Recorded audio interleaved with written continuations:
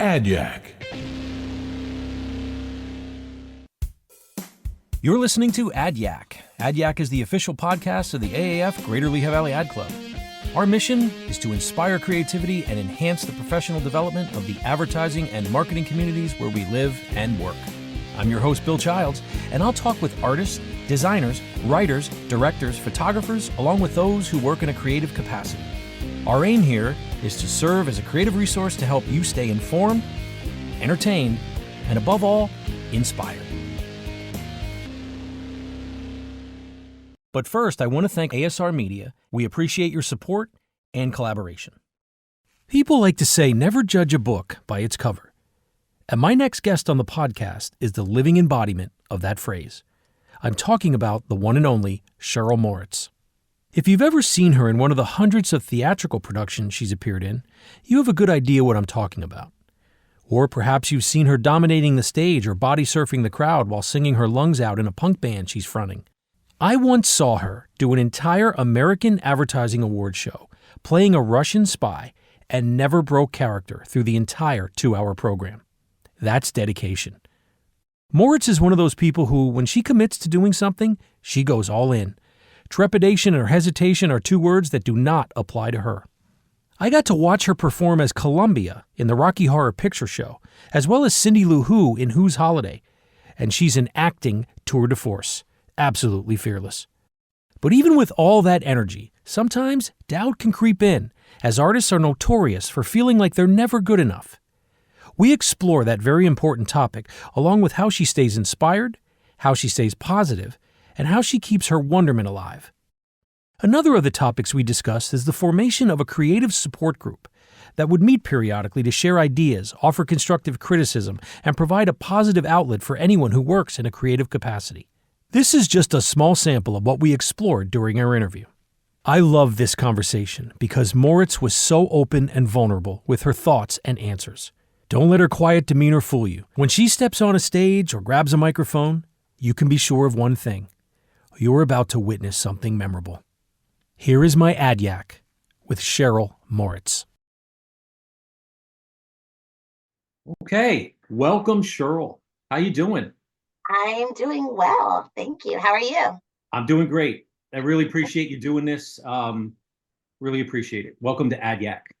Thank you. I'm excited that you want to talk to me. Well, I got to tell you, my experience has been with you, seeing you in plays, various plays around the Lehigh Valley. And one of the things that always struck me about you was your commitment to a role. Like you go all in, like you really commit, and I want to talk about that. Where does that come from in you? Like, yeah, I mean, that's a good question. I think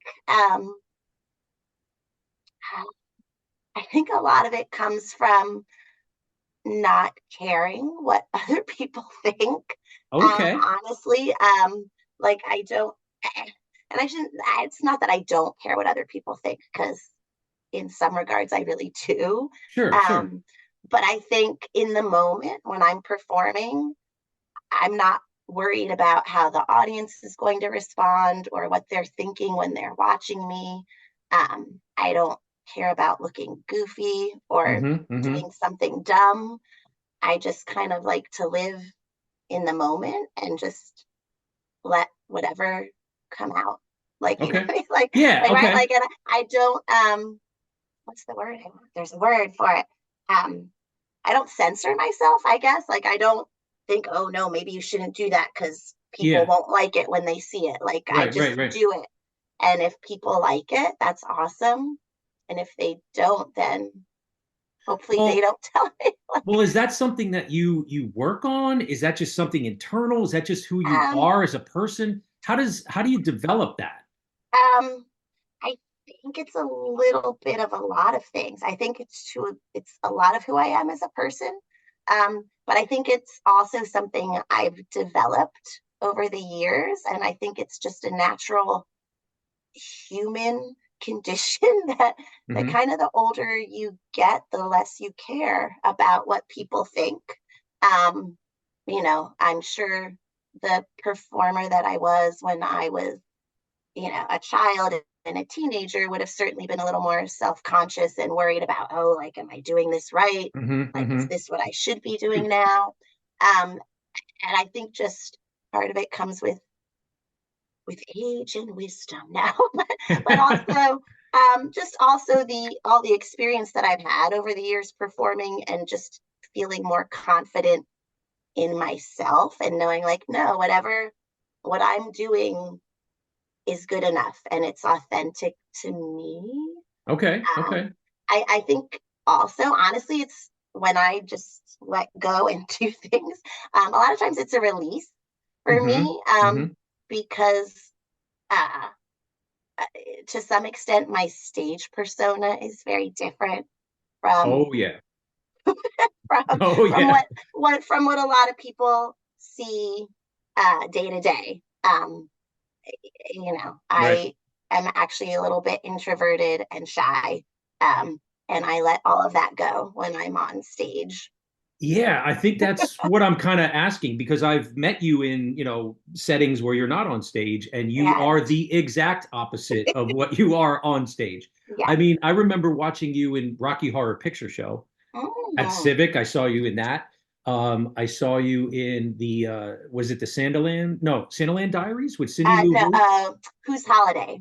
Who's Holidays as Cindy Lou Yes. Who. And that was just you on stage. Yes, it Just was. you. And I'll tell you what, I was riveted.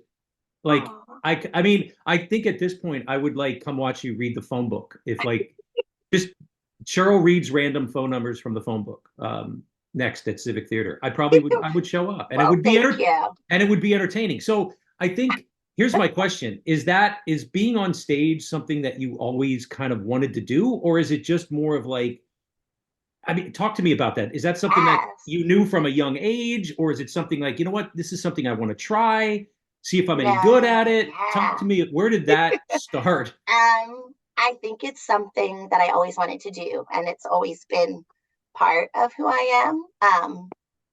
Some of my, like, honestly, most of my very earliest memories are of me, little Cheryl, like singing and dancing and just Mhm. being weird and goofy and making up songs. I used to make one of my older sisters put on shows Mhm. for our parents and our other sisters.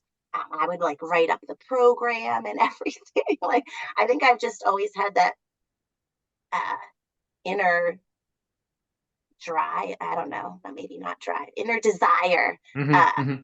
to want to express myself by performing in some way. So it just always has come very naturally to me. Like I did my first play I mean, it was a school play, but it was in first grade, and like I wanted to do it. Nobody had to like say, "Come Mhm. on, Cheryl, you should try this." Like, it's always been something I just really wanted to do and have enjoyed doing. So Okay. All right. I could see I that. don't know. Yeah. I mean, I think with a lot of people who are creative or who kind of do things that are creative, it feels like I know at least for me, it kind of chose me. Like it wasn't like the profession chose me. It was like Yeah, you're doing something in the creative realm. You might not know what it is, but it's gonna go in this on this lane. yeah. Did you feel that too when you were young? Um, yeah, I think I did. I mean, I've when I was younger, I think I was a little more all over the map with what I thought I would become as an Hmm. adult. Hmm. That at points I thought I wanted to be a lawyer or a doctor, and then I wanted to be a basketball player. I've always had a lot of ambitions for different things. But yeah, I think in some ways I always felt like I wanted to be creative and perform in some way. Okay. Would the 8-year-old version of you be happy with who you are today? I think so. I think, yeah, I think we would be really good friends. I think the 8-year-old me would kind of think I was cool, probably also a little dorky.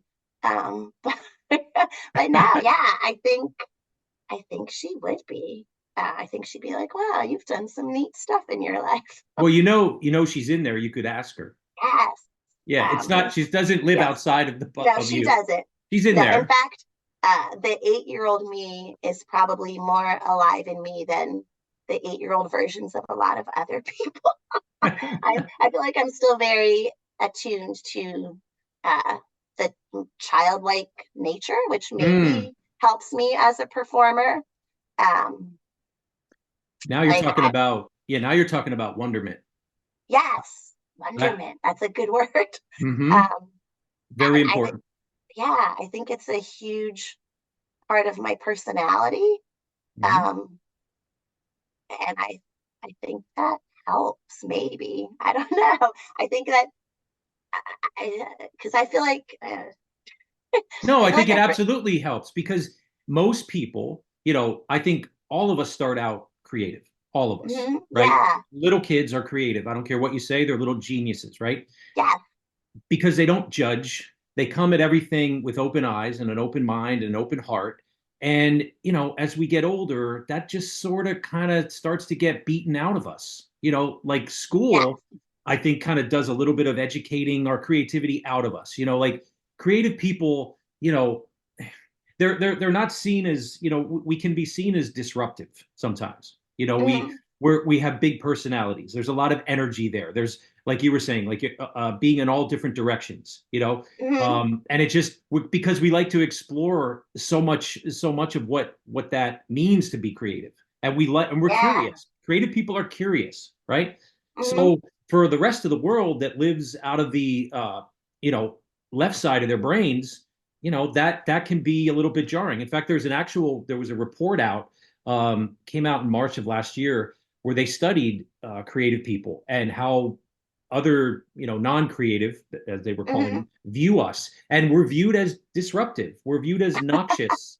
We and it's funny because really creative people really are what you need to kind of, yeah, we're entertaining. We have a lot of, yeah, we have a lot of weird thoughts, but it's like it's okay. Like that. There's mm-hmm, outlets for that, in plays and in writing and art and drawing and painting, and it kind of comes out in different ways. But I think if you can stay, the people that can stay in touch with their wonderment, that childlike wonderment that we all had as a mm-hmm, kid, if you can kind of hang on to that as you get older, I think that's a wonderful thing. You know, I yeah. think, I just think I don't know what I could see you doing. I don't know how do you think you would do in an office setting, having to do with the same task over and over? Would you be Um, okay with that? Or would you find creative ways to do it? I would probably find create, and it's interesting that you ask that because, as somebody who has tried to live a creative life. Mm-hmm. There have been times when I've taken like office temp jobs and where I was just answering phones or filing. And interestingly, there's a part of me that enjoys that. Okay. I don't think I could do it as a career. Like, I would definitely not want to spend my whole life, my 40 hours of work week, Mm-hmm. just being in an office, filing or answering phones. Mm-hmm. Um, I think it would drive me crazy. But I there's something to be said. I think in small doses. I think my Mm-hmm. brain Mm-hmm. sometimes enjoys that. Like, I just have to file these papers in this thing or stuff these envelopes. Like, sometimes it's an interesting contrast that I think, for me personally, sometimes I need it every once in a while. I totally get that. Totally 100% get that because one of the things that I do, that it's an activity that I do. Most people hate. I love it. I love it because it lets my brain quiet down. It's a task that I do. Do you know what cutting in is when you paint a wall or a room? When you cut in, it's Oh, basically tell me what it is. it's basically where the wall comes together. If there's two Uh-huh. different colored walls, you have to cut it Yes. in. You have to go. You can't go up in there with a roller to Right. get right. You got to cut it in. Okay. Okay. I love doing that. Oh. Because when I do it, I have to really focus on dragging that paintbrush, making sure I like to get razor lines, razor straight, Yeah. right? I don't like, right? And it quiets my brain down. So I totally get you wanting to Interesting. kind of go do those other activities that I think it's an opportunity to let our brains kind of quiet down. Yeah. And then we get recharged, we get charged Hmm. up again, and then the thoughts can start to come back and kind of, we re-energize and our creativity kind of gets Yeah. charged back up for us to go back out into the world and take on, whatever you're going to do, you know? Yeah. But we'll see. But yours is still painting, which interesting. Like, I mean, I know you're just painting walls, but it's still kind of creative in a way, even Right, though right. That's funny. Well, I got to say, a couple weeks ago, actually, I don't know when the date was. Might have been in December. I think it was. Yeah, it was around this middle of December. You put a post on social media that I read, okay? Mm, And when I read it, it just stopped me in my tracks, right? Because it resonated so much with me. And I want to read it and then I want to talk about it, okay? So sure. this is what the post said. It said, "Some days I feel like I'm so awesome and have done so many amazing things and have the coolest life." And I'm like, "Yay." And other times, sometimes triggered by others' social media posts, I'm the complete opposite. I'm like, "Oh no, Cheryl, you've done it all wrong. You're just frittering away, accomplishing Mhm. nothing." And I think the point of this post is not pity or to get people to tell me I'm great, but more to elicit feelings of camaraderie. I'm sure, I hope, we've all experienced both ends of the spectrum. So I'm looking for reassurance that I'm not alone and also to encourage those of you that often feel the same. We're all doing okay. Let's not be too hard on ourselves. Just being alive here and now is enough. Don't let anybody else's perceived accomplishments dull your own shine. Wow. Uh, wow. I forgot how good that sounded now. Right? And I Sometimes read I can be eloquent. and I read that and I'm just like, yep, there, but before the grace of God go I, because I vacillate between those two very things. Yeah, So, I think. Well, and I, like I said, I think that was part of why I wanted to put that out there because I was really hoping that I was not the only person that felt that way. So I love and appreciate that it spoke to you the way that it mhm, did. And I got a lot of positive responses from other people too. Um, and I think, you and I talked about how that seems to be a common thread amongst people who do creative things. But, and I agree, but I mean, I think it's also just kind of human nature. No matter what mhm. you're doing in your life, like sometimes you just feel like it's all wrong. Right, right. um, right? It's kind of a little bit of that grass is always greener complex that, like, oh, look at what that person did. And they have it all figured out. Hmm. When in reality, nobody really has it all figured out. Well, that's what I hate about social media because it's everybody's highlight reel, right? Yes. Like Hmm. like it's and I get it. There's really, I guess that's why we have friends. Friends get the other sides of the stories, but no Hmm. one's putting up like some people will put up, got fired today or, lost my dad or my mom. But for the most part, a lot of people, it's just the highlight reel. And I feel so Yeah. bad for people that have to grow up as a teenager through this now, Hmm. because I didn't have to. I I grew up without social media. I grew up without knowing where all my friends are on Snapchat and Life 360 and where they are and what they're doing. Yeah. And I try to think back into my life how that would be for me to have to deal with that, or I've had to have deal with that. Like looking at, whatever Snapchat is and seeing where all your friends are and going, wow, everyone's at Joey's house. I'm not at Joey's house. Right. Wonder I mean, talk about the mental, that Yeah. at an age when like that's not what you need. You don't be need to look at that. That's right. Yeah. It can be very, um, It's like it's like, just disheartening. It's just yeah, it is. Yes. it just makes you feel like you're, and Like, it could be a valid reason, right? But you don't right. know the reason. You don't get that. So you were saying you got positive feedback from the post. I did. Okay. Yeah. And I think, like I said in the post, that's kind of why I wanted to put it out there. Hmm. Because I didn't want to feel alone. Like it was not in any way like looking for like fishing for compliments of people being Right, like, right. no, Cheryl, you're Hmm. awesome. It Yep. was, I wanted other people to be like, I get it. Like, I understand. Like, I feel that way too. You're not crazy. Kind of Well, like, it was authentic. It was real and authentic. And that's what we respond to. We respond to people when they're being real and they're saying, listen, I don't have this figured out. And I do go back and forth between, and it just when I read that, and to me, I'm thinking like, looking at it through my lens, I'm mm-hmm, thinking like, oh my God, like she's amazing. Like she's incredible. Like everything she's in. Like I've seen you, I've hired you for a morning call commercial that you did. yeah.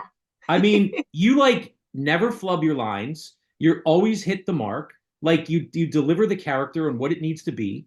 Even when you were hired, and this one really kind of blew my mind, when you were hired by the ad club to do that improv, that 2 hour improv of the Addy Awards, where Mm-hmm, it was that murder mystery winner theater at yeah. Northampton, where you did the Russian agent. I mean, there was no script. You were basically just given, here's the construct or of what the backstory is of what we're trying to do, and you just ran with it Mm-hmm. and never broke the accent. You kept the accent all the way through while you were handing out the awards because it was you and Troy Brokenshire. Troy, Lincolnshire, yeah. Both did an amazing job. He was this detective. You were this Russian agent. So much fun. That was one of my favorite Addies. That was the first one. It was a lot of fun. I like But that's not something everybody can just step in and do. You get that, right? that. Or do you I not do. get that? No, I do. I do get it. Especially I feel like just being able to being comfortable improvising Mm-hmm. um is definitely a skill set um that not everybody has, I No, think. nope. And honestly, I don't even know where it came from. Like I don't know. I mean, I've done a lot of improv over the years, and Mm-hmm. so Mm-hmm. I guess obviously the more you do, the more comfortable you get with it.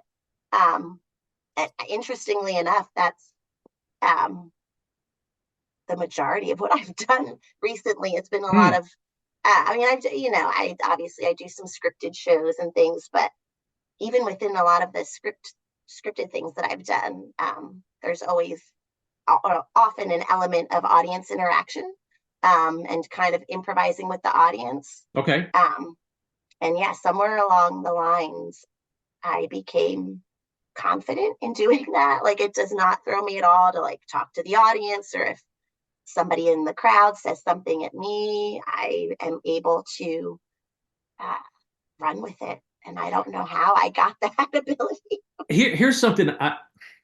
My son did a little bit of acting Mm-hmm. when he was younger, 8 to 10. He was in To Kill a Mockingbird, right, with George Oh, Miller.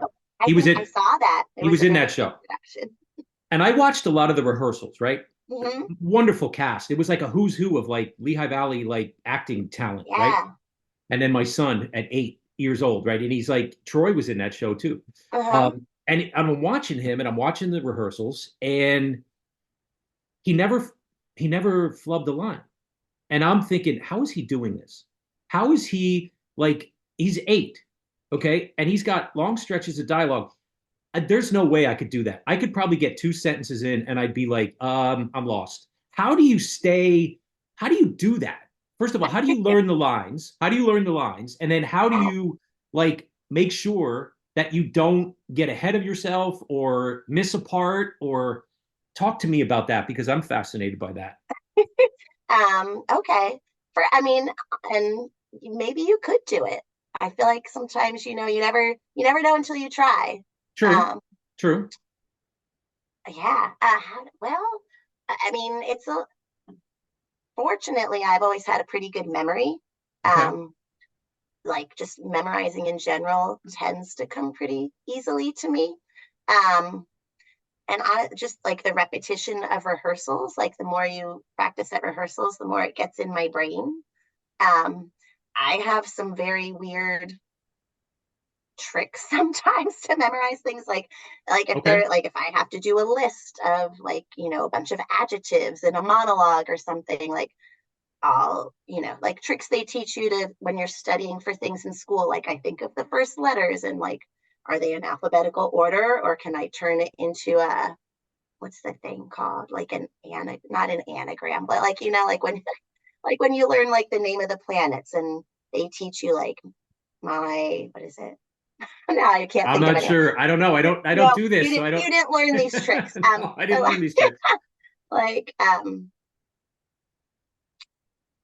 yeah, like when you're in elementary school and they try to teach you the order of how to do things in math, like it's multiplication, division, addition, subtraction. So you remember like my dear Aunt Sally. Oh, So okay. I like see what you're like saying. whatever, there's a word for it and I can't think of what it is. I feel Okay. stupid now. But anyway, like Hmm. sometimes I'll use like random little like triggers that like help me uh like keep certain lines straight, or like the order of words, or even the order of sentences. Um, so that's part of it. I mean, I do spend some time like, sitting alone with my script and trying to um, just get it in there. Sometimes like I'll picture it, like, I'll like picture the words on the page and kind of put it in my Oh, brain. okay. Okay. So then if I'm on stage and I'm like drawing a blank for half a second, I'll like try to visualize that page of dialogue in the script.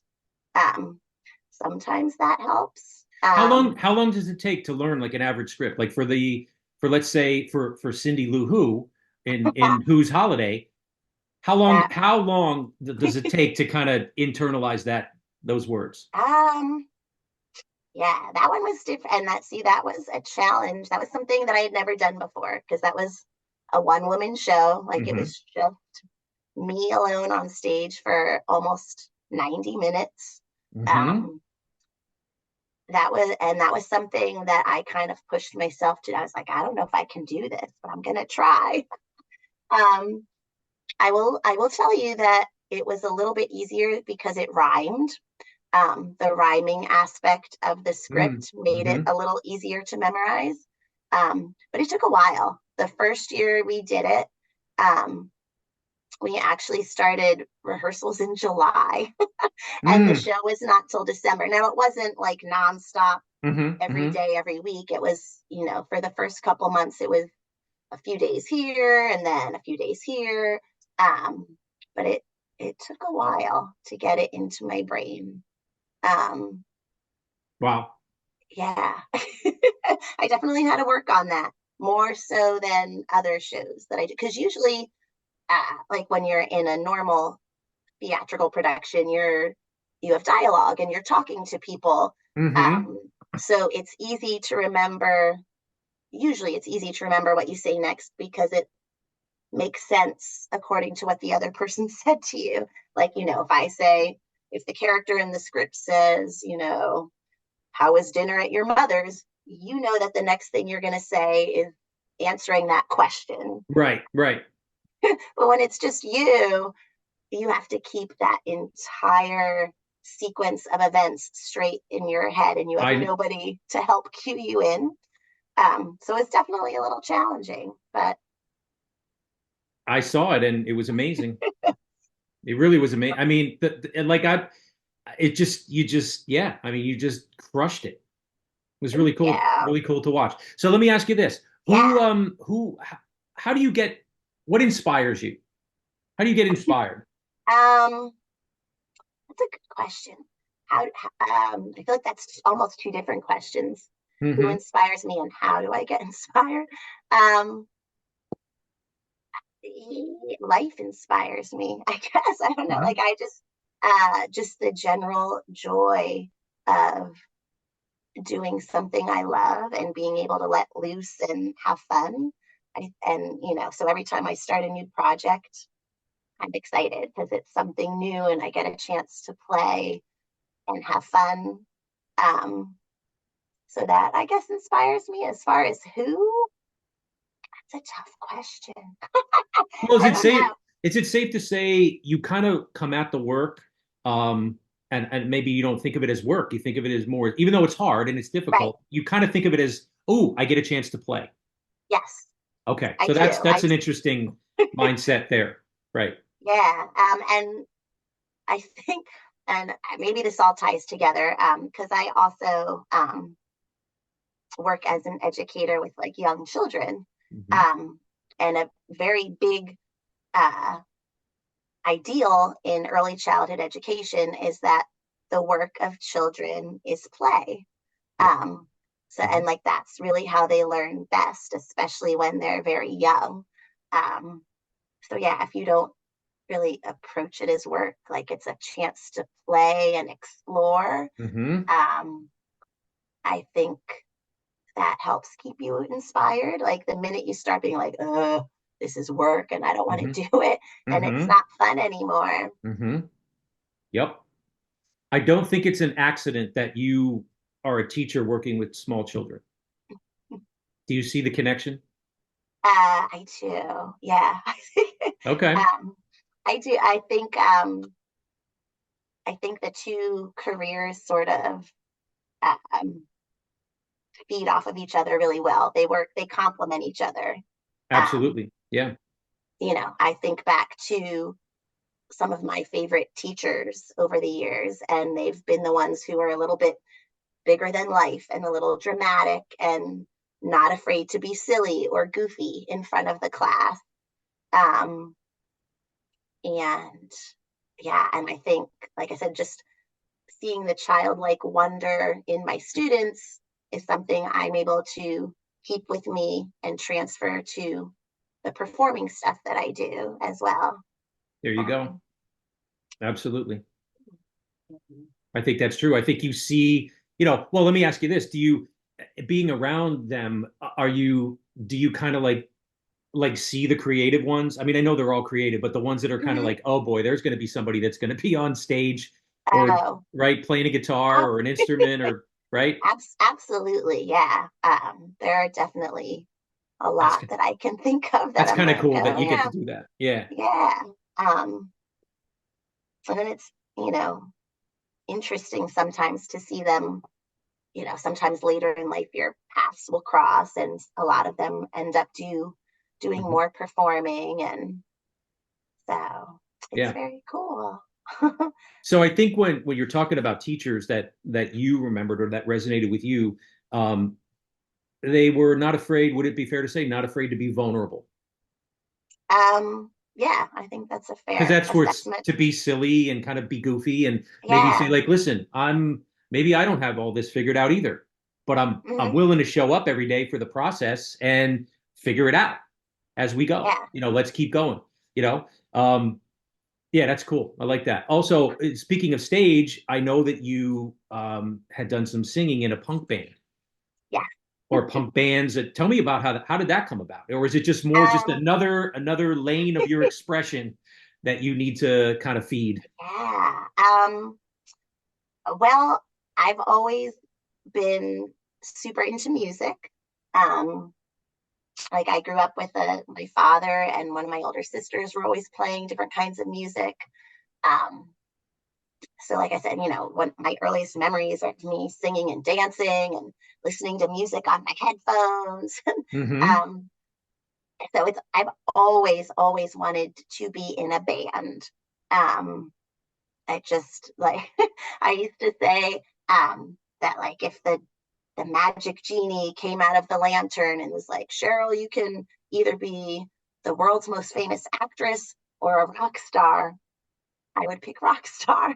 Oh, okay, really? I mean, if I had to choose, I don't want to have to like totally give up one or the other, but yeah, I've always, I think, had this inner desire to just. Well, now I have to come see you sing because I've seen you act, but I've never seen you in a Yeah, band. Yeah, I've never seen you in a interesting. band. Well, then I need to get another band going. I think you do because I need to see it. And it's interesting that Yeah, it's punk rock. Like it could be of all yes, the genres of music, you landed on punk. yeah. Um, well, I've always, I mean, like, I have very eclectic taste. Hmm. Um, but starting when I was like in middle school, I started getting into punk music. Um, in high school, I shaved half of my head and started dyeing my hair all kinds of crazy colors. Um, So I was in a regular sort of cover band before the punk band. That was my first band experience. Okay. Um, which I don't even know. It weirdly came about because this band was they wanted a singer, like it was a brand new band. They wanted a singer, and somehow they reached out to somebody else that I knew at the time. And we both went to this karaoke audition. And my first song that I sang, they didn't seem too interested in, and I was mad. I was like, whatever, they don't care.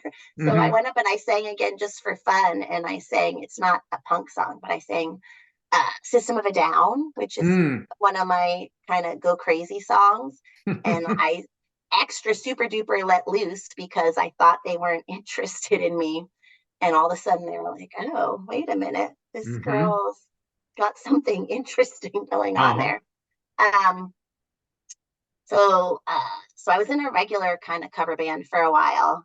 And then I left that band and I was bandless for a couple months. And then I saw that this punk band in the area was having auditions for a new lead singer. And that sounds perfect because not only are they looking for a new singer, but it's more the style of music that I like. So I auditioned. I've seen the pictures. It Yeah. looks like an intense experience. Yes, indeed. So yeah, the band was called Resting Punk Faith, and I was with them. They existed for a year or two, somewhere between a year, maybe year and a half, before I joined. Mm-hmm. Um, and then we were together for four and a half-ish years with me in the band. Sadly, we have broken up, as bands do. Things Mm-hmm. change, Sure. people get Yeah. busy and want to go in different directions. But I loved it. It was so much fun. Mm-hmm. Um, and that's really where I feel the most free to just kind of let loose and be crazy. And Right, right. it's just such an escape for me. And Well, and it's a fun. release of energy. I mean, that's a lot of Yes. energy you're releasing, right? It is. Yeah, Okay. because I don't like to just stand there and sing. I run around and climb on speakers and jump down into the crowd, and Wow. it's fun. So let me ask you this. When Yeah. you get into those areas where you're feeling like when you wrote that post, Hmm. um, what do you do to get out of it? How do you shake yourself out of that? Or is it, Um, do you know what I mean? Like, yeah, I are do. there, Yeah. Um, I don't. There's not really a magic thing that I can say like, oh, I always do this and it makes me feel better. Like I said, I think just posting it in and of itself was a way to kind of help me get out of the funk. Um, just being able to put my thoughts down, not on paper, but like, mm-hmm, just like mm-hmm. put it out there as opposed to just keeping them in my head. Um, I think that in itself was a little bit cathartic. Um, and, um, like I said, trying to get some sense of camaraderie from fellow people Mm-hmm. Mm-hmm. that helped. Um, Honestly, sometimes it's just as simple as just I need to be alone for a while. Like I don't Mm-hmm. want to talk to anybody. Like let me wallow in my sadness until it goes away. And sometimes taking a walk. Yep. I love just walking sometimes and just letting the thoughts flow. Um, and fortunately, for the most part, I'm just the kind of person that doesn't like to wallow for too long. Um, I can be in a horrible mood and I'm grumpy, and Mm-hmm. then all of a sudden something simple and stupid like a goofy commercial on TV will make me Mm-hmm. smile and laugh and like, haha, okay, life's not so bad. There's a cute little talking teddy bear on TV that made me smile. Yep. Um, Yep. like, so yeah, I think like we already kind of talked about before, just being able to look for keeping that wonderment, Mm-hmm. not letting those negative feelings push down the wonderment for too long. Right, Yes. right. Yeah, because we all feel it. We all feel that. Yeah, We all yeah, feel, what do they call that?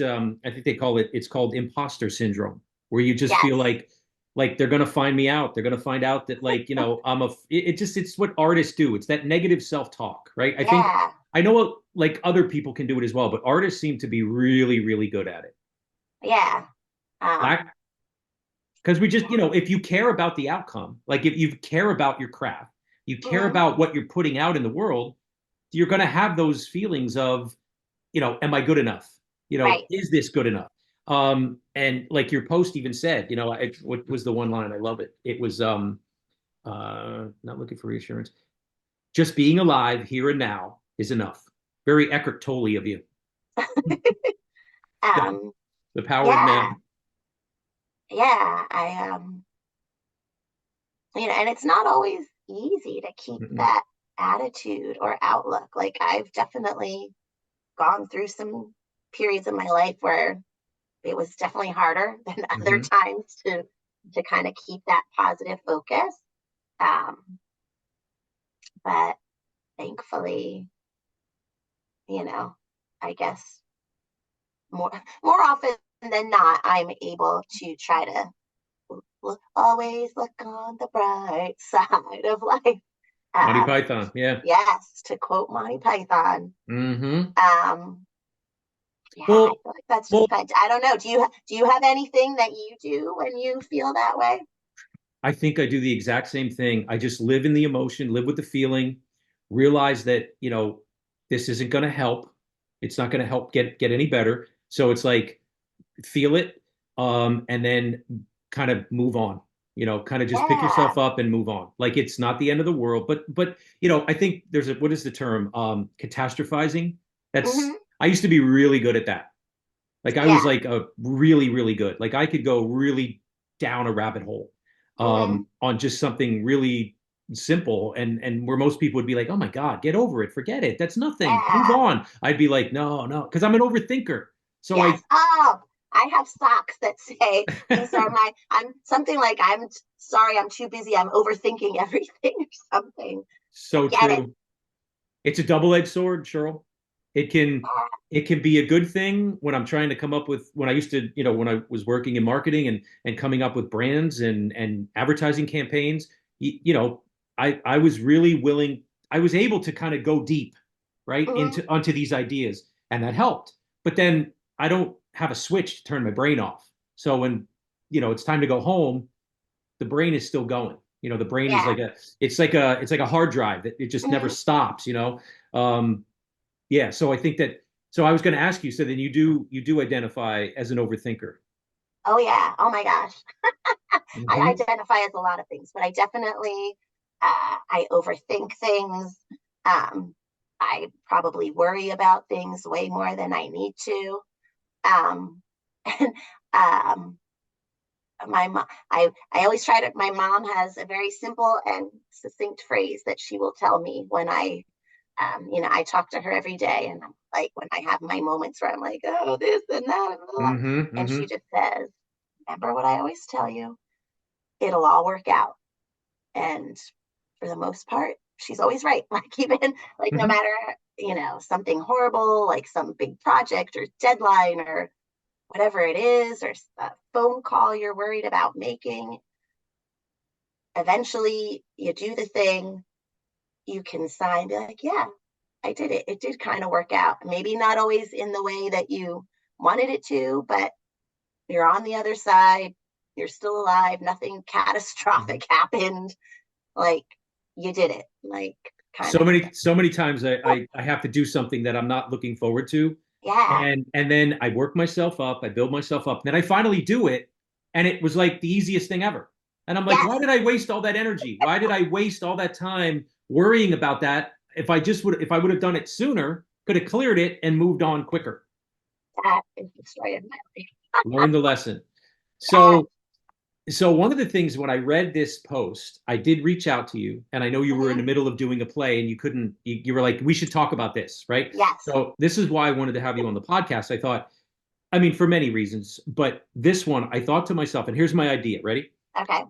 So I read this. I thought to myself, man, wouldn't it be great if there would be some kind of group that could meet, like Hmm.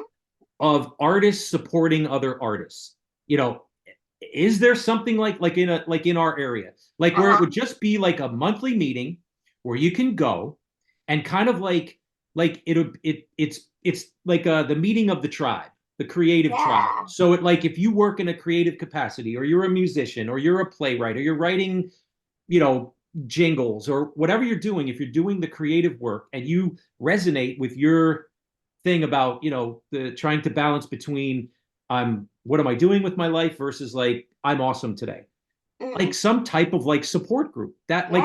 that could meet, give it a name, and like you don't have to like there's no membership dues. You know, you don't have to go, you don't have to fundraise, you know, it just Yeah. Just come hear the stories about what you're going through and have other artists give you other perspectives about what you're dealing with. So in other mhm. words, like, you know, just like how when I read this, when you wrote it, I wanted to just, well, I think I did. I put into the feed. I said like, oh my God, like you're not alone.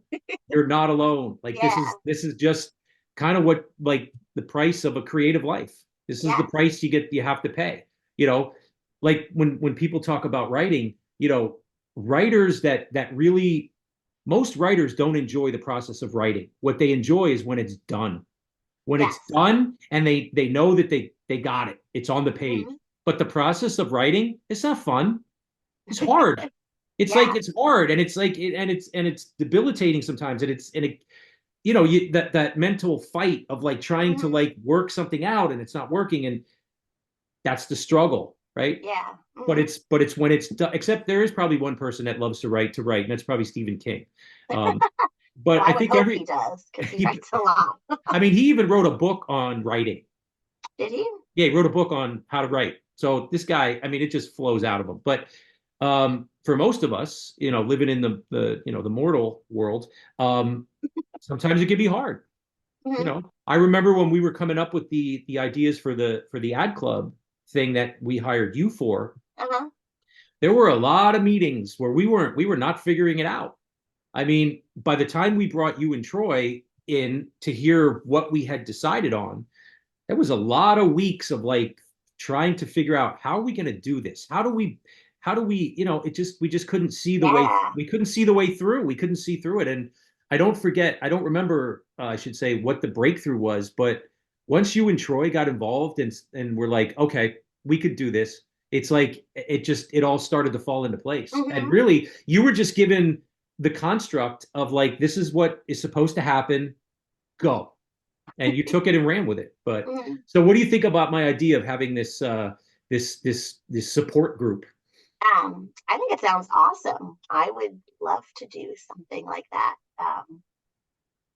I think it would be cool um, for a lot of reasons. I think, just the emotional support of Mm-hmm. fellow creative art type people, um, having a safe space to be able to talk about things.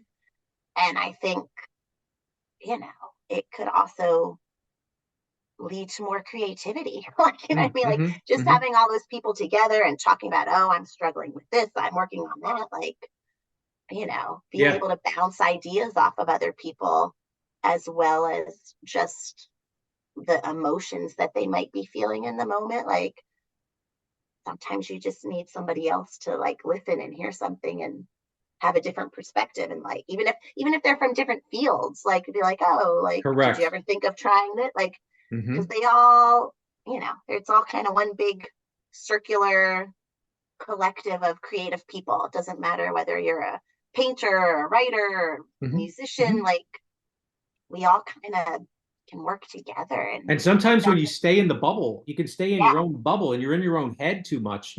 You know, sometimes you need to just hear other perspectives, even if it's not something you necessarily want to hear. You know, Hmm. it might not be, but sometimes you need to hear those things, right? Now Yeah. I know the ad club, you know, so obviously does a great job with bringing creative people together and marketing people and advertising together. So we have that kind of, but I'm talking about like a support group that would meet almost like I was watching a show recently, really funny show on Netflix called Loudermilk. Um, Okay. I I've don't know. not seen that one. Okay, 3 seasons. Ron Livingston plays this uh, former alcoholic, recovering alcoholic, and then it's a support group of alcoholics, and then Uh-huh. he's just he has no like formal training. He's not a therapist, so Right. he's just trying to like give these people an opportunity to kind of like keep their life on track and support each Yeah. other and hear their Hmm. stories and hear what they're trying to do. And it's a wonderful show, but your post and then watching that show made me think like, you know what? We need one of those for creative people. Yeah. And I you think can it'd be cool. pop in anytime. You know that it's there. You don't have to show up at every meeting. We're not going to take attendance. It's more like kind of informal. Hmm. I don't know. Maybe I I just put that out in the put it out universe. there. Yep. Make it happen. The universe Um, has it. So maybe someone will hear this and say, you know what? I've actually been thinking about doing something like that. Why don't, we join forces? And I don't care if it's 4 people to start yeah. out, No, right? yeah. Four That's all people, you need. then I, you build on that or something. I don't know. I feel like I love creative people so much, and we need support sometimes. mhm. Even so, how did your parents respond to you when you were a kid? How did they react to, you know, you as a growing up? Were they supportive? Yes, very. I know not everybody has that same experience, but I was fortunate enough to grow up in a household where both my parents were very, very supportive of That's awesome. anything that I wanted to do. Like they were always there for every play, every band concert, every dance recital. Um, Mm. always my biggest fans. Um, and to this day, my mom, she came to see my Punk Bandit music fest. She was right there in the front row. I had to make sure people weren't moshing too close to her, Hmm. but yeah, they're very supportive. So I'm very blessed in that regard. That means a lot. It means everything, really. When you're growing up, you get to Yeah. feel like you have support, that you're supported with who you are. They let you be Hmm. you. They let you be you. I have a buddy of mine. His parents wanted an engineer in the family. Um, Sent him to West Point. Well, they actually wanted a military person, so they sent him to West Point. And I mean, this person is one of the most creative people I ever met. And there was no way he was gonna like make it Yeah. at West Point. He didn't want to be there. Um, Right. and he's a musician. He's a copywriter. Uh, Great guy, great creative guy. But you could just tell that like his parents didn't. His mom did, but his dad did. His dad wanted that military, Yeah. you know, engineer kind of, and it Hmm. was not who he was at all. And to this day, I mean, he's in his 70s, and to this day, he still feels that. He still feels that that that his dad didn't let him Get be it. who he wanted to be, didn't get it. Didn't really see it as a viable career, going Hmm. into, being, a creative field. Didn't. Yeah. It's unfortunate. And that stays with you. That stays Yeah. with you when, even if one of your parents supports you and one doesn't, that still kind of stays with you. So the fact that you had two that supported you, that means a lot. It means more than maybe you realize, or maybe you do realize it. Mhm. Yeah, I'm pretty lucky. I do Hmm. when I'm not having those moments where I think my whole life is a disaster. I do realize that I am pretty lucky, and I had a great family growing up that supported all of my endeavors. It's um it's pretty amazing when you do have that, because you do feel like you can do anything. Hmm. I had that with my mom. My mom kind That's of good. like made me feel that, and kind of gave me that permission to kind of dream big, and don't hold back. And if there's something you want to do, go for it. Work hard, but Hmm. go for it. Yeah, Don't let fear get in the way. So that was kind of cool. good. And I was kind of a crazy kid growing up. Like I was kind of crazy. Yeah, I was What kind of crazy stuff did you do? let's just say this. Let's just say it's probably a good thing there were no cameras around. Like Okay. just stupid things, um, because I had total freedom. I didn't Hmm. stay in the house playing video games. I didn't Right. stay on the phone scrolling, through Facebook and Instagram. I went outside.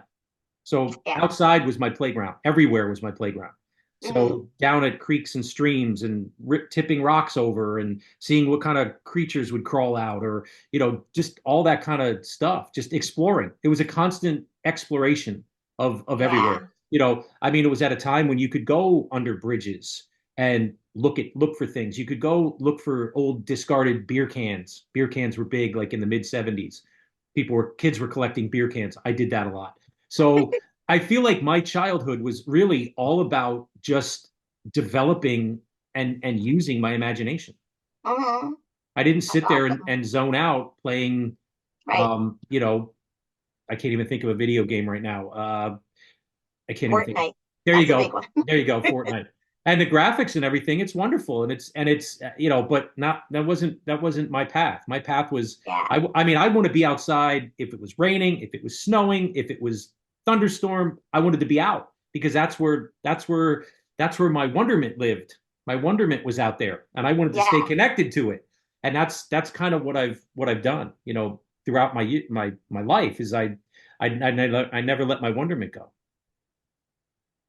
Yeah. So, Did you when you were out doing all your fun mhm. things as a child, were you with people? Were you alone? Like, did Oh, you no, have no. like I, because I, it just got me thinking about like, back to mhm, I mean, I had friends and I played a lot, but I also spent a lot of time playing by myself. Like mhm. I loved playing by myself and just making up these imaginary scenarios. Mm, mm. So I was wondering if your experience was similar. Like I didn't need to No, have playmate constantly. no. My thing was like neighborhood kids. Okay. So if we go out, we'd knock on doors. Hey, is Joey home? Hey, is Tommy home? We'd go out, and then whatever group we could gather, that's who we would go with for the day. And I Mhm. spent a lot of time with my cousin Mike. He was like my brother from another mother. So we were like I always had somebody with me, and then it was more of Yeah. like adding on. But I think about growing up that way, and I would not trade that for anything Hmm. because it was a little bit of a wild existence in the sense that we were kind of just in a lot of places we shouldn't be sometimes, Yeah. abandoned buildings, holes in the ground, caves, things that my parents probably would be horrified to learn what I was doing, but that's just the way it was for me growing up, Yeah. but I do feel that infused into who I am today and my Yeah. my imagination and my creativity and my Very curiousness, cool. my Yeah. curious nature. Um, yeah. So, Yeah. Oh, very cool. Yeah. I think that curious nature is very critical to like the mhm. whole creative lifestyle. Yeah. I mean, it's served me well, and I wouldn't have wanted to do anything else in terms of what I did have as a career, as a designer and a copywriter, and I worked at agencies and media companies, and always getting to kind of explore ideas and Hmm. how to make them go from good to great, and maybe take one from great to exceptional. That was always fun. The hunt of like looking Yeah. for the next big idea to help a company or kind of solve their brand initiative that they're trying to, because a lot of times they can't see it. A lot of Hmm. companies can't see what their brand really represents. They think they know, but it usually takes someone from the outside to go, here's what I'm seeing. And a quick Yeah. example of that would be like someone, let's say you owned a mattress store. You sold mattresses, right? Yeah. As a marketer and a branding person, I would say to you, Cheryl, you don't sell mattresses. And you might say, yes, I do. I sell mattresses. It says on the sign outside the mattress store. I'd say, yeah, that's what your product is. But what you should really be selling is the power of a good night's sleep. Yeah. Now, see how that opens up Uh-huh. like, oh, so you become like this educator of all the amazing things that happen when you sleep through the night and you sleep Hmm. well. Oh, and by the way, I sell mattresses. You see what I mean? Yeah. Uh-huh. That doesn't, a lot of advertisers don't usually go, they just go, nope, we're selling mattresses. They're on sale, Right. 39, this is the price. We have financing available. family owned and operated, blah, blah, blah, blah, blah, all the blah stuff, instead of when's the last time you had a really good night's sleep? And did you know when you sleep 8 hours, this happens? Your immune system improves. You feel better. You're in a better mood. All those amazing things. See that? See like how just in that little, right? So right. I want to buy a new mattress now. That's the overthinking part. You just got to experience it right there. Yeah, very cool. So Cheryl, I think we're going to wrap this up, but I got to tell you, thank you for doing this. You're someone that I've always admired, even if I've never told you that. You really are amazing. You're a gift. You commit so hard, and I love that because you're just about your craft in whatever you do. I've never seen you in your room with your kids, but I guarantee you it's probably it's probably an amazing experience. Those kids are lucky that they have somebody like you. And just what do you have coming up, or what are you doing now? Is there anything that you're looking to kind of get into, or tell me about that real quick. Yeah. Also, well, first, thank you for all those nice things you said about me, and thank you for having me on your podcast. Absolutely. Let's see. Well, I'm currently doing a murder mystery with Pines Dinner Theater. It's based on the Jetsons cartoon. I play Jane, his wife. So that's a little fun thing I'm doing right now. But I have a lot of ideas for things I want to accomplish this year. I would like to get at least another band going, if not two. And I have this crazy idea. I want to sort of combine my love of performing as a musician with my love of like early childhood education. And I want to write silly children's songs and perform them for children. So that's on my to-do list. Okay.